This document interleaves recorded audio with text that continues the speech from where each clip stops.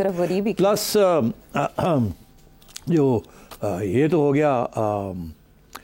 अब उसके बाद प्राइम मिनिस्टर साहब ने एक प्रपोजल थी कि स्टॉक मार्केट के जो ट्रांजैक्शंस हैं उनके ऊपर भी टैक्स लगा दिया जाए। देखिए ना, अब स्टॉक मार्केट कौन खेलता है? आम गरीब, ज़्यादा लोग। तुम खेलती हो स्टॉक मार्केट? नहीं ना। You are a solid middle class person, right? Right?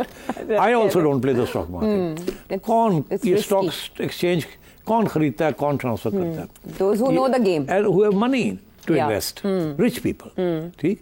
गरीब लोग हैं जो छोटे में, किसी ने 200 स्टॉक खरीद लिए, किसी कंपनी के शेयर्स खरीद लिए, वो छोटी मोटी बेचारे लगे रहते हैं लोग, बेचारे इसकी कीमत बढ़ जाए, मगर they are not the main ones. Main ones जो बेचते हैं, खरीदते हैं, दे आर rich people, speculators and rich people. वो इन्वेस्टमेंट के तौर पे करते हैं।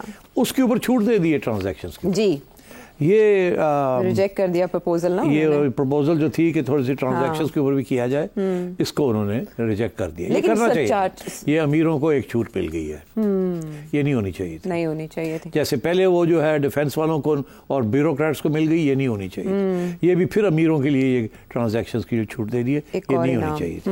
नहीं, सरचार्ज 10% जो already salaried non salaried class पे टैक्स लगा रहे हैं आप, उसके ऊपर 10% सरचार्ज अलग से लगा दिया। वो अलग बात है, मैं आता हूँ उसकी तरफ। Okay. I'll come to that. मैं अभी बात कर रहा हूँ जो बुरी बातें बुरी बातें हैं। मैं उसकी तरफ आ रहा हूँ। आगे आइए, जो ये डिस्कस हम कर चुके हैं, जो अभी हमने बात की है कि सैलरी क्लास, हाँ, उस पे 10% उसके ऊपर जो सब कुछ हुआ है, और जो मगर इसमें इसके दो पहलू हैं। एक पहलू तो ये है कि मिडिल क्लास को उड़ा दिया है, जी, ठीक, मगर इसमें एक और पहलू है कि जो बहुत अमीर लोग हैं उनका टैक्स ब्रैकेट भी एक सरचार्ज लगा दिया 10%। तो पहले वो 30-35% टैक्स देते थे, अगर 100 रुपये कमाते थे तो 35 रुपये टैक्स देते थे। अब उनका जो बर्डन है वो 40-45% पे चला गया। हाँ। तो उनको डज लगी है, तो ये अच्छी बात है। सैलरीड नॉन सैलरीड उसमें ही नहीं, मैं वही कह रहा हूँ ना कि सैलरीड पर्सन जो है उसका टैक्स रेट जो बहुत अमीर है उसका 44% पे चला गया। ठीक है। और ये नॉन सैलरीड, मैं आपको समझा दूं यहाँ मतलब क्या है इसका। देखिए, सैलरी होती है कि तनख्वाह, नॉन सैलरीड होती है कि आपने एक पार्टनरशिप बना ली, एक पार्टनरशिप बना ली आपने और मैंने, जिसके आधे शेयर्स आपके मेरे हैं, और हमने कारोबार शुरू कर दिया। हम नॉन सैलरीड है, मगर हमारे जो आमदन है वो प्रॉफिट है। उनको उसने कहा हम इसको भी ट्रीट करेंगे सैलरी, क्योंकि आप अपने एम्प्लॉइज हैं। ओके, ठीक है। आप अपने एम्प्लॉइज हैं, आप पार्टनरशिप है, यू योर ओन एम्प्लॉइज, तो इसको भी ट्रीट किया इस तरीके से, तो ये अच्छा किया, ठीक किया। अच्छा, उसके बाद आप आ जाए जो कि हेडलाइन बनी हुई आज कि जी रहना भी मुश्किल और छोड़ना भी मुश्किल। हाँ। यही है ना? क्या ये बिल्कुल बहुत ज़बरदस्त हेडलाइन है ना? हाँ, जैसे जुल्फ़िकार अली भुट्टो साहब के बारे में कहा जाता है, जो गलत कहा जाता है कि जब ये सारा बांग्लादेश का मामला हुआ तो उनका उधर तुम इधर हम, ये उन्होंने कभी नहीं कहा था। ये यहाँ एक मदीर से उन्होंने हेडलाइन लगाई थी अपने लफ्ज़ों में, मगर वो भुट्टो साहब के गले बढ़ गई थी। तो अब ये है कि यहाँ उन्होंने आप मेरा ख्याल है जब सैर सपाटे के लिए निकलती हैं तो आप इकोनॉमी क्लास टिकट लेती हैं जी, तो उसके ऊपर अब आपको 12,000 रुपये एक्स्ट्रा देने पड़ेंगे। अच्छा, बात यह है कि आपको रोने की कोई ज़रूरत नहीं है। उसकी वजह यह है कि अगर आप सैर सपाटे के लिए निकल रही हैं और आपने शॉपिंग भी करनी है, हाँ जी, और आपने टर्की जाके ज़रा अयाशी भी करनी है, इधर जाना है उधर जाना है। अयाशी के लिए टर्की तो नहीं जाते? चले, कुछ लोग आजकल जा रहे हैं बाय द वे। अच्छा, हाँ, बिकॉज वो सस्ता हो गया और बड़ी इंटरेस्टिंग जगह है और खूबसूरत जगह है, और वहाँ बहुत सी लिबर्टीज हैं जो यहाँ नहीं है। हाँ, देखिए ना, टर्की ने इकोनॉमी को अंडरस्टैंड किया है, इसलिए किया। अच्छा, मगर वहाँ भी हालात इतने अच्छे नहीं है। बहरहाल वो बात अलग की बात। अच्छा, तो अगर आपके ऊपर 12,500 रुपये और बढ़ गया है तो क्या फर्क पड़ा है? देखिए, दो लोग हैं, दो किस्म के लोग हैं ना जो बाहर जाते हैं, ठीक है। एक है वर्कर्स, दुबई जा रहे हैं, आ रहे हैं, जा रहे हैं, या मिडिल ईस्ट में मुलाजमत करते हैं, हाँ, ठीक है, उनको भी अब देना पड़ेगा, ठीक है। अफसोस की बात बहुत ज्यादा। अगर देखिए ना, उनका एक और दूसरी तरफ उनका फायदा भी एक है। क्या?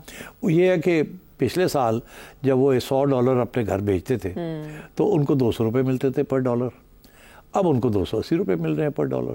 तो जो डिवैल्यूएशन हुई है उनका तो फ़ायदा हो गया, तो उधर उनका फ़ायदा हुआ, इधर उन्होंने डज लगा दी 12,500 रुपये के उनके ऊपर, ठीक।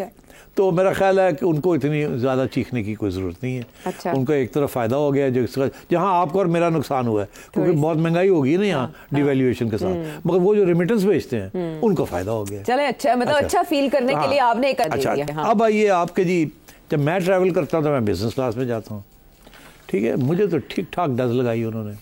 हाँ जी, कोई 1.5 लाख रुपया बढ़ा दिया टोटल टैक्स। पहले अगर एक टिकट बिजनेस क्लास का यहाँ से लंदन का लेते थे तो कोई 10 लाख रुपए का टिकट है। अच्छा। रिटर्न टिकट, ठीक है। अब वो मतलब है कि कोई 11, साढ़े 11, 12 लाख का हो जाएगा। ठीक है। मैं समझता हूँ बड़ी अच्छी बात की है, ठीक है। अगर मैं 10 लाख दे सकता हूँ तो फिर 12 भी दे सकता हूँ।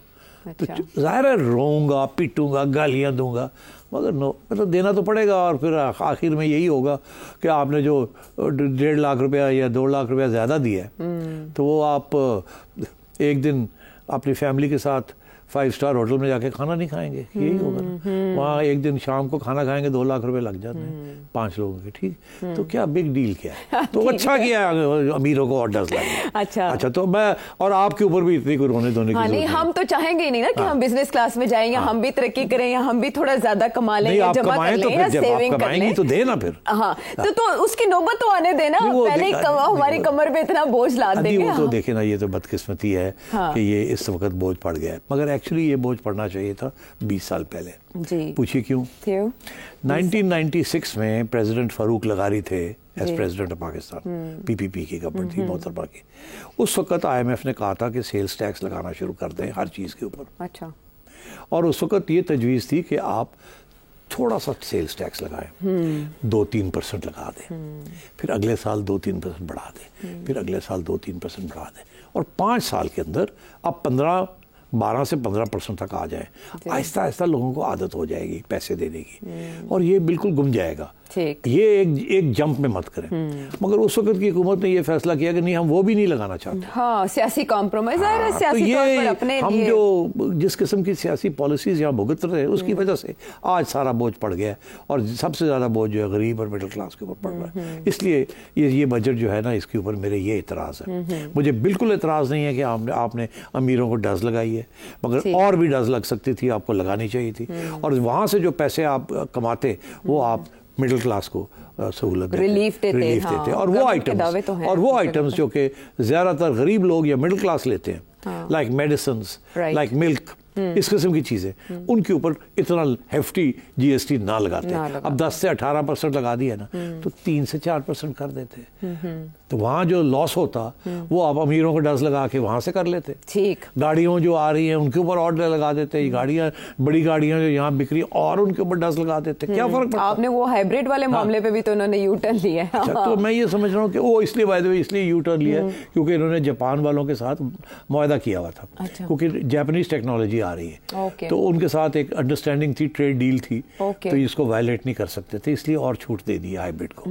अच्छा किया। पहले प्रपोज किया और फिर छूट दे दी। नहीं, वो प्रपोज तो करते हैं ना, और जो करने वाले होते हैं तो क्रॉस द बोर्ड कर देते हैं। ओके सर साहब, अच्छी बातें बजट में क्या क्या हैं वो आप बता रहे थे। बात कर रहा था। अगला पॉइंट ये है कि गवर्नमेंट ने 3% फेडरल एक्साइज ड्यूटी बढ़ा दी है transfer of property. Property to transfer, ये वोंट अप्लाई टू फौजीज एंड ब्यूरोक्रेट्स।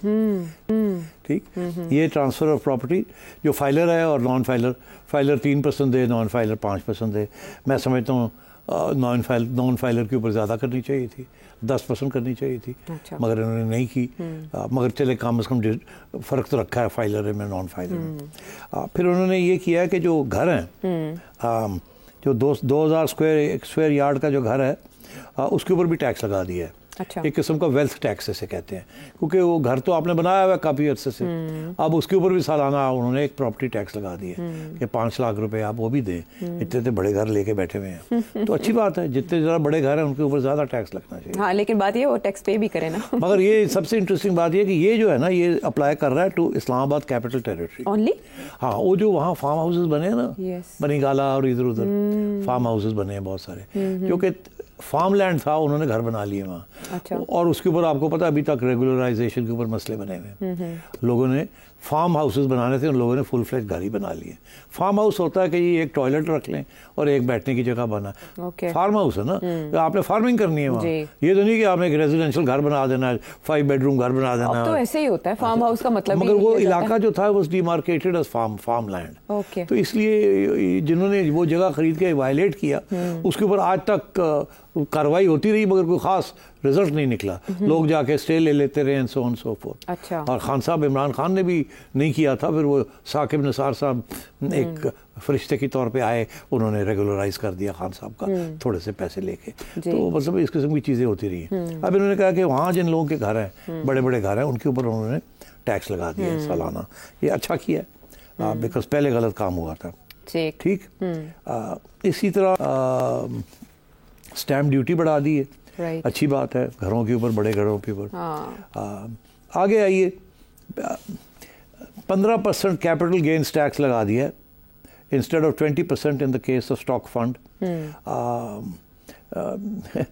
कैपिटल गेन्स 20% था, उसको अब 15% कर दिया।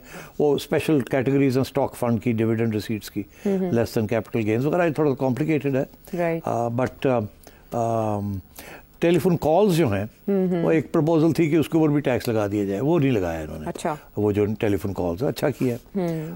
इन्होंने फाटा को फिर से कोई टैक्स नहीं लगाया फाटा में। अब बात यह जी, इस पर 2 राय तो हो सकती है।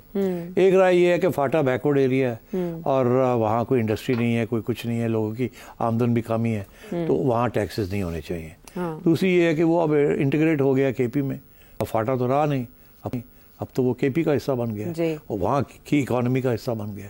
तो अगर बात तो सारे केपी के ऊपर जो टैक्सेस है वहाँ भी अप्लाई होने चाहिए, मगर इन्होंने नहीं किया। इन्होंने अभी भी फाटा को प्रोटेक्ट किया है। मैं समझता हूँ अच्छी बात है ये।